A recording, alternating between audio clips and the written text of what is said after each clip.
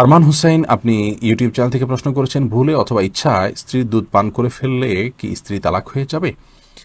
দেখুন, ভুলে বা ইচ্ছাকৃতভাবে যদি কোনো স্বামী তার স্ত্রীর দুধ পান করে ফেলে, তাহলে তার কারণে তাদের বৈবাহিক সম্পর্ক নষ্ট হবে না। এটি বিশুদ্ধতর মত এবং এটি জমহুর উলামা ইকরামের মত।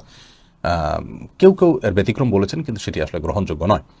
অতএব স্বামী যদি স্ত্রীর স্তনে মুখ দিয়ে দুধ পান করে ফেলেন ভুলে, তাহলে তার কারণে সম্পর্ক, তাদের স্বামী স্ত্রীর সম্পর্ক নষ্ট হবে না। নবী করিম সাল্লাল্লাহু আলাইহি ওয়াসাল্লাম বলেছেন, ফাইন্নামার রাদাআতু মিনাল মাজাআহ। অন্য হাদিসে আসছে, লা রাদাআ ইল্লা আহ, লা লা লা রাদাআ ইল্লা ফি সানাতাইন আও কামা ক্বালা আলাইহিস সালাতু ওয়াস সালাম। 2 বছরের বাইরে গেলে যদি দুধ পান করানো হয়, সে দুধ পান করানোর ভিত্তিতে হারাম হওয়ার সম্পর্ক সাব্যস্ত হবে না।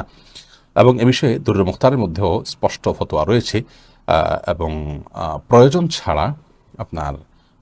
ছাড়া আপনার একজন মানুষ অহেতুক কর্মকাণ্ড থেকে যথাসম্ভব, বিশেষ করে যেখানে নানা রকমের রিস্ক আছে, নানা রকমের আপনার সুবিধা অসুবিধার দিক সেখানে চলে আসতে পারে, এ ধরনের বিষয়ে মানুষ যথেষ্ট সাবধান এবং সচেতন হতে হবে।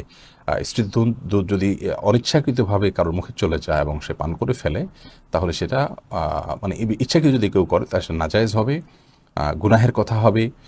যদিও কোনো কোনো জায়েজ বলেছেন, কিন্তু নাজায়েজ এবং গুনাহ হবে, এই মতটি অধিকতর শক্তিশালী।